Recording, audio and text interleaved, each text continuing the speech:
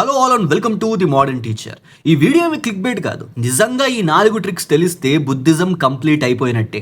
మీరు ఏ కాంపిటేటివ్ ఎగ్జామ్కి ప్రిపేర్ అవుతున్నా ఈ 4 ట్రిక్స్, ఈ 4 ఇంపార్టెంట్ టాపిక్స్ని తెలుసుకున్నట్టయితే బుద్ధిజం మోర్ దెన్ 90% ఫినిష్ చేసినట్టే. సో అసలు ఏంటి 4 టాపిక్స్ ఈ వీడియోలో మనం డీటెయిల్గా చూద్దాం. సో అయితే మనం ఫస్ట్ దాని నుంచి మొదలు పెడదాం, ది 4 నోబుల్ ట్రూత్స్.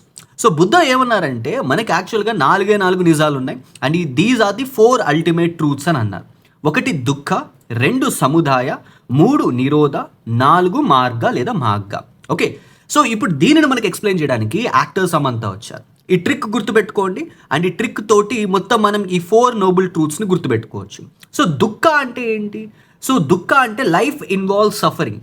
ప్రతి ఒక్క మనిషిలోనూ, ప్రతి ఒక్క మనిషి లైఫ్లోనూ దుఃఖం అనేది ఉంటుంది. ఓకే, నెక్స్ట్ మనకి ఏదైతే డిజైర్ ఉంటుందో, కోరికల వల్లే మనకి దుఃఖం అనేది కలుగుతుంది, దాని సముదాయ అని అంటాం. ఓకే, సో ఈ suffering can seize by eliminating carving. మనం గనక ఒకవేళ ఈ యొక్క డిజైర్స్ని గనక ఎలిమినేట్ చేసినట్టయితే మనకి దుఃఖం అనేది పోతుందన్నమాట.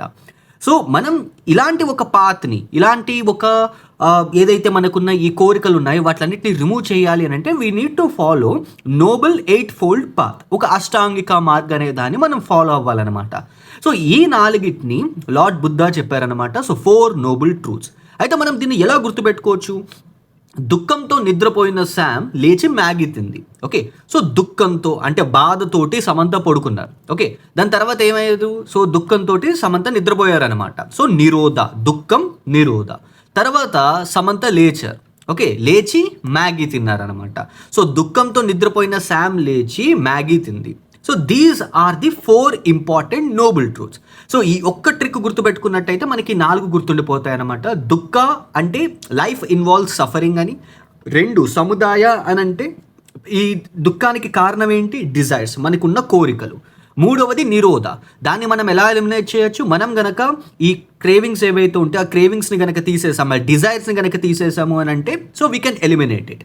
4వది మార్గ, ఒక అష్టాంగిక మార్గ ఫాలో అయితే మనకి ఈ యొక్క డిజైర్స్ నుంచి మనల్ని మనం వెనక్కి తెట్టేసుకోవచ్చు అనమాట.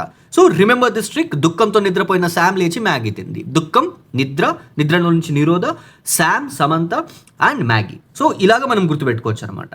So now this is to the aspirants who are preparing for APPSC group 2. మీరు కనుక ఏపీపీఎస్సీ గ్రూప్ 2కి ప్రిపేర్ అవుతున్నట్టయితే so prelims is approaching and at the same time mains is also approaching. So మీకోసం ఒక డీటెయిల్డ్ కాంప్రిహెన్సివ్ కోర్సుని తీసుకొచ్చాను, a detailed comprehensive GS course అనమాట. It involves both prelims and mains lectures. ఒక phase wise module తోటి మనం ఈ entire APPSC group 2కి సంబంధించిన జిఎస్ సిలబస్ని కవర్ చేస్తాం. So the course fees just ₹3,000 and even you can pay it in 2 branches. EMI option కూడా అవైలబుల్గా ఉంది.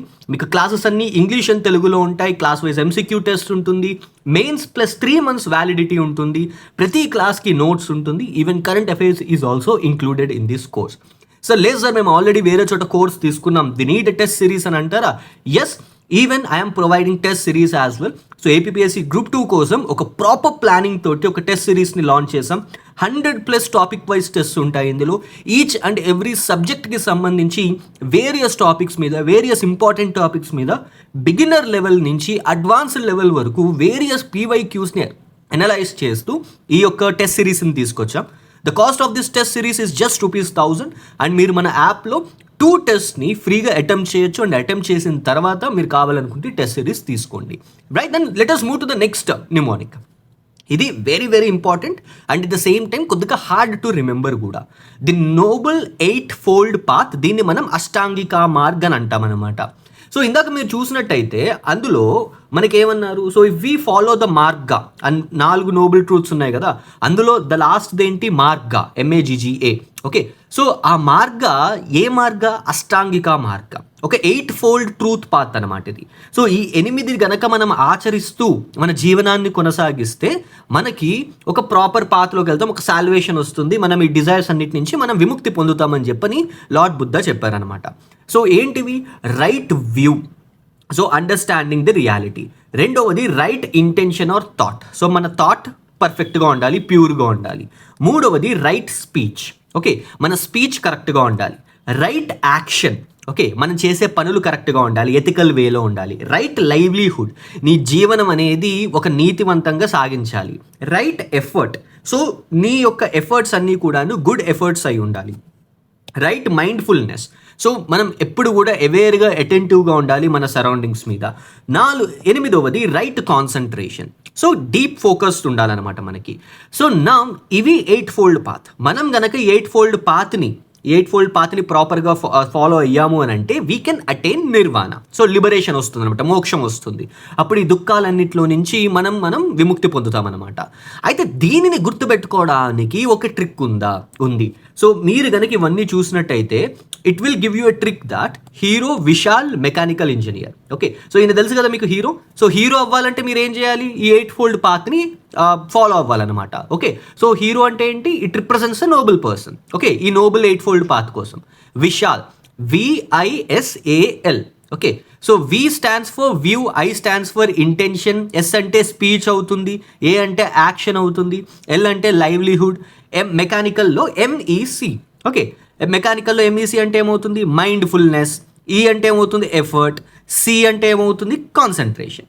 ఓకే, సో ఇలాగా MEC. నౌ ఈ దాంతో ఈ ట్రిక్ని కనుక మనం ఫాలో అయ్యామనుకోండి, ఈ 8-fold పాత్ని ఈజీగా గుర్తుపెట్టుకోవచ్చు అనమాట. Okay, so hero Vishal mechanical engineer. So view, then we have intention, speech, action, livelihood, mindfulness, effort and concentration. So ఈ ట్రిక్ని కనుక మీరు ఫాలో అయితే ఈ అష్టాంగిక మార్క్ని ఈజీగా గుర్తుపెట్టుకోవచ్చు.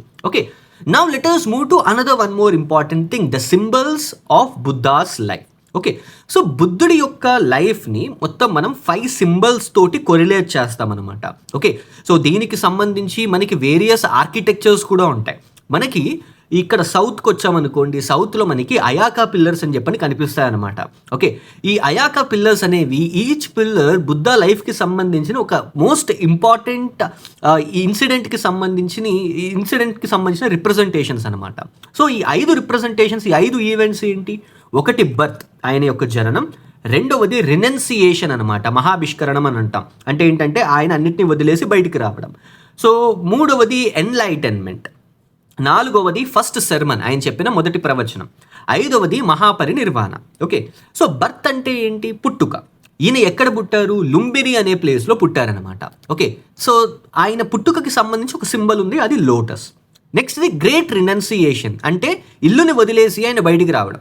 ఆయన లైఫ్ స్టోరీ కనుక మనం చూసామనుకోండి, అందులో మనకేం కనిపిస్తుందంటే ఈయన ప్రిన్స్గా ఉన్నప్పుడు ఏం జరిగింది, ఆయన ఒకసారి బయటకు వస్తారు రాజ్యాన్ని చూడడానికి.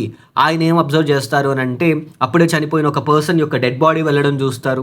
అండ్ అలాగే ఒక ముసలివాడిని చూస్తారనమాట, who is about to end his life. And at the same time ఒక తపస్సు చేస్తున్న ఒక ఋషి కనిపిస్తాడు ఈయనకి. ఇవన్నీ చూసిన తర్వాత ఈయనకి మనసు చెలించిపోతుంది. Then what will happen, he left his house, ఆ ప్యాలెన్స్ మొత్తాన్ని వదిలేసి ఈయన బయటకు వచ్చేస్తారనమాట. దాన్ని గ్రేట్ రినౌన్సియేషన్ అని అంటాం. సో ఇల్లు వదిలేసి బయటికి రావడం, దీన్ని హార్స్ తోటి సింబలైజ్ చేస్తామన్నమాట. నెక్స్ట్ది ఎన్లైటన్మెంట్ అంటే ఏంటి, జ్ఞానం పొందడం. ఈయన బోధ్ గయాలోని గయవృక్షం కింద, రావి చెట్టు కింద కూర్చుని తపస్సు చేస్తే ఈయనకి ఎన్లైటన్మెంట్ వచ్చిందనమాట. ఓకే, నెక్స్ట్ ఫస్ట్ సర్మన్, ఈయన చెప్పిన మొదటి ప్రవచనం ఎక్కడ చెప్పారు, ఈయన సారనాథ్లో చెప్పారనమాట. సో దీనికి సంబంధించిన సింబల్ ఏంటి, ధర్మచక్ర లేదా వీల్. ఓకే, అండ్ దాంతోపాటు లాస్ట్ వన్ మహాపరినిర్వాణం, అంటే ఆయన బాడీని వదిలేయడం. సో ఇది కుషీనగర్లో జరిగిందనమాట. సో దీనికి సింబల్ ఏంటి, స్తూప. ఓకే, సో మనకి సౌత్లోకి వస్తే వేరియస్ స్తూపాస్ కనిపిస్తాయి. సో అమరావతి స్తూప ఉంటుంది. సో అమరావతి స్తూప, బట్టిప్రోలు, ఇవన్నీ కూడా స్తూపాస్ అనమాట. ఓకే, సో ఇవన్నీ కూడా బుద్ధుడి యొక్క లైఫ్కి సంబంధించిన ఇంపార్టెంట్ సింబల్స్. అయితే మనం వీటిని ఎలా గుర్తుపెట్టుకోవచ్చు, లుంబినిలోని కమలం పువ్వులో బుద్ధ పుట్టారు. ఓకే, సో లుంబినిలోని ఒక కమలం పువ్వులో బుద్ధ పుట్టారనమాట. ఈ పిక్చర్ చూడండి. ఓకే, సో లుంబినిలోని కమలా పువ్వులో బుద్ధ పుట్టారు. తర్వాత ఈయన అన్నీ వదిలేసి గుర్రం మీద బయటకు వచ్చేసారు. అన్నీ వదిలేయడం అంటే ఏంటి, రినౌన్సియేషన్, వదిలేయడం అని అర్థం. ఈయన గయలోని రావి చెట్టు కింద కూర్చుని తపస్సు చేసి జ్ఞానం పొందారనమాట. ఓకే, దాన్ని ఏమంటాం మనం, ఎన్లైటన్మెంట్ అని అంటాం. ఓకే, తర్వాత ఈయన సారనాథ్లో ఆయన యొక్క ఫస్ట్ స్పీచ్ ఇచ్చారు. బుద్ధ సార్ ధర్మచక్రం మీద ఫస్ట్ క్లాస్ చెప్పారనమాట. ఓకే, సో దీన్ని ఇలాగే గుర్తుపెట్టుకోండి, ట్రిక్లో గుర్తుపెట్టుకోండి, లాజిక్ అర్థం చేసుకోవచ్చు. బుద్ధ సార్నాథ్లో ధర్మచక్రం మీద మొదటి శర్మని చెప్పారు, మొదటి క్లాస్ చెప్పారు. ఓకే, ధర్మచక్రం. సో దాని యొక్క సింబల్. ఓకే, సో ఈయన ధర్మచక్రం మీద నిజంగా క్లాస్ చెప్పలేదు. ఈయన ఆ ధర్మచక్రం అనేది later on it developed. Okay, ఈ ధర్మచక్రం అనేది ఈ యొక్క ఫస్ట్ శర్మన్కి సంబంధించిన ఒక సింబల్ అనమాట అది. తర్వాత ఈయన నిర్వాణ్యం పొందారు. సో నిర్వాణం అంటే ఏంటి? ఆయన బాడీని వదిలేయడం అనమాట. సో ఈయన ఆ నిర్వాణం పొందాక ఏమైంది? అందరిలోనూ ఖుషి అనేది స్తంభించిపోయిందనమాట. ఓకే, సో ఎందుకంటే అంత గొప్ప వ్యక్తి కదా, అంత గొప్ప వ్యక్తి ఆయన బాడీని వదిలేస్తే జనాలు ఆనందంగా ఉంటారా? ఉండరు కదా. సో ఖుషి అనేది స్తంభించింది. So Kushinagar స్తంభించిన Stupa. Okay, so ఈ ట్రిక్ గుర్తుపెట్టుకోండి. సో బర్త్ లుంబినీలో జరిగింది, సింబల్ లోటస్. గ్రేట్ రినౌన్సియేషన్ అంటే అన్నీ వదిలేసి బయటికి రావడం అనమాట, దానికి symbol horse. Enlightenment Bodh Gaya. Okay, Bodh గయాలో జరిగింది, దానికి సింబల్ ఏంటి? Bodhi tree. Next first sermon సార్నాథ్లో జరిగింది, దీని సింబల్ ఏంటి? ధర్మచక్రం. నెక్స్ట్ మహాపరినిర్వాణం కుషినగర్లో జరిగింది, symbol stupa. Okay, so these are the important symbols associated with Buddha's life.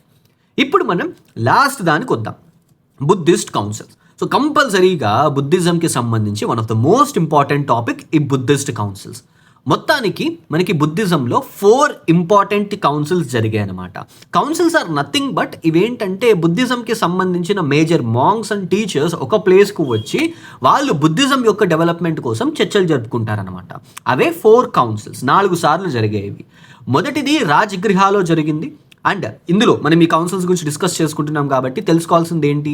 ఏ ప్లేస్లో జరిగింది, ఆ టైంలో ఉన్న కింగ్ ఎవరు, ఆ కౌన్సిల్ నిర్వహించిన కింగ్ ఎవరు, అండ్ ఆ కౌన్సిల్కి ప్రెసిడెంట్ కింద వ్యవహరించిన ఆచార్య ఎవరు, అంటే జనరలీ ద మాంక్, ఆ మాంక్ ఎవరు, అండ్ ఆ పర్టికులర్ మీటింగ్లో ఏం జరిగింది, what is the outcome of that council. Okay, so ఫస్ట్ది రాజగృహాలో జరిగిందనమాట. రాజ్గిర్ లేదా రాజగృహ అని చెప్పనంట. ఇది హర్యంక వంశానికి సంబంధించిన అజాతశత్రు అనే ఒక రాజు యొక్క ఆధ్వర్యంలో జరిగింది. ఆ టైంలో ఇతని యొక్క క్యాపిటల్ అనమాట ఇది. అండ్ ప్రెసిడెంట్ ఎవరు? మహాకశ్యప. ఇక్కడ 2 important disciples of lord Gautama Buddha, Gautama బుద్ధుడి యొక్క 2 శిష్యులు అనమాట, ఉపాలి అండ్ ఆనంద. వీళ్ళిద్దరు ఏం చేశారు? ఉపాలి ఏమో వినయ పీఠికని ఆయన బయటికి చెప్పారన్నమాట, చదివారు. రెండవది ఆనంద హీ రిసైటెడ్ సుత్త పీఠిక. మొత్తానికి మనకి 3 పీఠికలు ఉంటాయన్నమాట, వినయ Pitaka, సుత్త Pitaka and Abhidhamma Pitaka. Okay, so ఇలాగా మొత్తం 3. ఈ 3లో ఉపాలి ఏమో వినయ పీఠికని రాశారు, ఆనంద ఏమో సుత్త పీఠికని, అండ్ అభిధమ్మ పీఠికనేమో మొగలిపుత్త తిస్సా. ఓకే, ఇది గుర్తుపెట్టుకోండి. నెక్స్ట్ సెకండ్ది వైశాలిలో జరిగింది. దీని యొక్క రాయల్ ప్యాట్రన్ కాలశోక అండ్ ప్రెసిడెంట్ వచ్చేసి సబకామి. ఓకే, సో ఇక్కడ ఏంటి అని అంటే మనకి ఒక డిసగ్రిమెంట్ అనేది క్రియేట్ అయ్యి 2 ఇంపార్టెంట్ గ్రూపింగ్స్ అనేవి క్రియేట్ అవుతాయి అనమాట, స్థవిర్వాదిన్స్ అండ్ మహాసాంఘికాస్. తర్వాత థర్డ్ బుద్ధిస్ట్ కౌన్సిల్ పాటలీపుత్రాలో జరిగింది. దీని యొక్క royal pattern Ashoka and president వచ్చేసి మొగలిపుత్త తిస్సా. ఓకే, సో ఇందులో కంపైలేషన్ ఆఫ్ అభిధమ్మ పీఠిక, 3వ పీఠిక అనమాట. సో ఈ పీఠికలు ఏంటి? మనకి ఎలాగైతే హిందూయిజంకి ఎపిక్స్ ఉంటాయో, రామాయణం, మహాభారతం అండ్ అలాగే వేరియస్ వేదాంతాస్ అండ్ ఉపనిషత్స్ ఇలాంటివన్నీ ఉంటాయి కదా. So these are the religious text associated with Hinduism. And ఇస్లాంకి అయితే ఖురాన్, క్రిస్టియానిటీకి అయితే Bible. In the similar way బుద్ధిజంకి సంబంధించిన స్క్రిప్చర్స్ ఏంటి అని అంటే 3 పీఠికాస్ అనమాట. అందులో మొత్తం 3 పీఠికలు. ఉపాలి రాసింది వినయ పీఠిక, ఆనంద రాసింది సుత్త పీఠిక అండ్ మొగలిపుట్ట తిస రాసింది అభిధమ్మ పీఠిక. సో ఇలాగే ఈ అభిధమ్మ పీఠిక యొక్క కంపైలేషన్ కంప్లీట్ అయిందనమాట థర్డ్ బుద్ధిస్ట్ కౌన్సిల్లో. ఫోర్త్ బుద్ధిస్ట్ కౌన్సిల్ కాశ్మీర్ లేదా కుందన్వలంలో జరిగింది. ఓకే, దీని యొక్క రాయల్ ప్యాట్రన్ ఎవరు అని అంటే కనిష్కుడు అనమాట. అండ్ దీని యొక్క ప్రెసిడెంట్ వసుమిత్ర. ఓకే, ఇక్కడ బుద్ధిజం ఒక మేజర్ డివిజన్ కింద ఫామ్ అయింది. Hinayana Buddhism and Mahayana Buddhism అనే 2 ఇంపార్టెంట్ స్కూల్స్ క్రియేట్ అయ్యాయి. ఓకే, ఇవి బుద్ధిస్ట్ కౌన్సిల్స్ గురించి మనం తెలుసుకోవాల్సింది. ఇప్పుడు మరి ఈ బుద్ధిస్ట్ కౌన్సిల్స్ని మనం ఎలా గుర్తుపెట్టుకోవచ్చు? ఇది ఒక ప్రాపర్ స్టోరీ కింద చూడండి. స్టోరీ కింద చూస్తే మనం ఈ బుద్ధిస్ట్ కౌన్సిల్స్ని గుర్తుపెట్టుకోవచ్చు, ఇంక్లూడింగ్ ప్లేస్ ఎక్కడ జరిగింది, కింగ్ ఎవరు, ప్రెసిడెంట్ ఎవరు, ఈ 3 విషయాలు మనకు తెలుస్తాయి అనమాట. మొత్తం ఇక్కడ 12 మంది ఉన్నారు. ఆ 12 మంది గురించి మనం తెలుసుకోవచ్చు. అజాతశత్రు అనే మహారాజు. ఓకే, అజాతశత్రు అనే మహారాజు. అజాతశత్రు పేరు వచ్చేసింది. ప్రెసిడెంట్ ఎవరు? మహాకశ్యప. సో మహారాజు ఎక్కడ జరిగింది? అది రాజగృహాలో జరిగింది. అజాతశత్రు అనే మహారాజు కాలశోకుడి కూతురైన వైశాలిని. సో కాలశోకుడి కూతురు పేరేంటి? వైశాలిని సభలో పెళ్లి చేసుకున్నాడు. ఓకే, సో ఇక్కడికి మొత్తం 6 మెంబర్స్ కంప్లీట్ అయిపోయాయి. సో రాజగృహ కంప్లీట్ అయిపోయింది, అజాతశత్రు కంప్లీట్ అయిపోయింది, మహాకశ్యప కంప్లీట్ అయిపోయింది. కాలశోకుడి కూతురు వైశాలి ఆయనని అజాతశత్రు ఏం చేశారు? ఆ వైశాలిని సభకామి. సో సభకామి కూడా కవర్ అవ్వాలి అని అంటే సభలో పెళ్లి చేసుకున్నాడు అనమాట. ఓకే, ఆ విషయం తెలుసుకున్న పాట్నా రాజైన అశోకుడు మొగలి పువ్వుల్ని పంపాడు. ఇప్పుడు పెళ్ళయిందంటే ఏదో గిఫ్ట్ పంపించాలి కదా, మొగలి పువ్వుల్ని పంపాడు అనమాట. సో అశోకుడు పాట్నా రాజు, పాట్నా అంటే ఏంటి? ఓల్డ్లో పాటలీపుత్ర. సో అశోకుడు పాటలీపుత్ర ఏం పంపించాడు? మొగలి పువ్వులని పంపించాడు. అలాగే కాశ్మీర్ రాజైన కనిష్కుడు వసుంధరా పువ్వుల్ని పంపించాడు, వసుమిత్ర. సో ఇలాగా మనకి ప్లేసెస్ కవర్ అయ్యాయి, రాయల్ ప్యాటర్న్ ఎవరో కవర్ అయ్యారు, అండ్ ఈవెన్ ప్రెసిడెంట్ కూడా కవర్ అయ్యారనమాట. So just remember this trick. ఈ స్టోరీని చూడండి. అజాతశత్రు అనే మహారాజు కాలశోకుడి కూతురైన వైశాలిని సభలో పెళ్లి చేసుకున్నాడు. ఆ విషయం తెలుసుకున్న పాట్నా రాజైన అశోకుడు మొగలి పువ్వుల్ని పంపించాడు. ఓకే, కాశ్మీర్ రాజైన కనిష్కుడు వసుంధరా పువ్వుల్ని పంపించాడు. As simple as that. So ఈ ఒక్క ట్రిక్ గుర్తుంటే మనకి బుద్ధిస్ట్ కౌన్సిల్స్ ఎవరు, ఏ ప్లేస్లో చేశారు, అండ్ ప్రెసిడెంట్ ఎవరు అనే దాని మీద ఇంకే ఎటువంటి డౌట్ ఉండదు. నిద్రలో లేపడిగినా కానీ మీరు క్లియర్గా కరెక్ట్గా ఆన్సర్ చేసేయచ్చు. సో ఈ విధంగా బుద్ధిజంకి సంబంధించిన మనం 4 ఇంపార్టెంట్ ట్రిక్స్ని చూసాం. And if you are preparing for APSC group 2, this is the best course available online. మీ క్లాసెస్ అన్ని రికార్డెడ్ ఫార్మాట్లో ఉంటాయి కాబట్టి మీరు మీ యొక్క టైంలో ప్రాపర్గా చదువుకోవచ్చు అనమాట. అండ్ ప్రతి క్లాస్కి కూడా డీటెయిల్డ్ నోట్స్ కూడా అవైలబుల్గా ఉంటుంది. And if you are looking for a test series, this is the best test series. I can guarantee you on that. And మీకు వీటిలో దేనికి సంబంధించి డౌట్ ఉన్నా కానీ just drop a comment and I will reply to you. And at the same time even you can ping me on WhatsApp as well. I'm giving you my mobile number in the description. So see you again next time. Signing off, your modern teacher.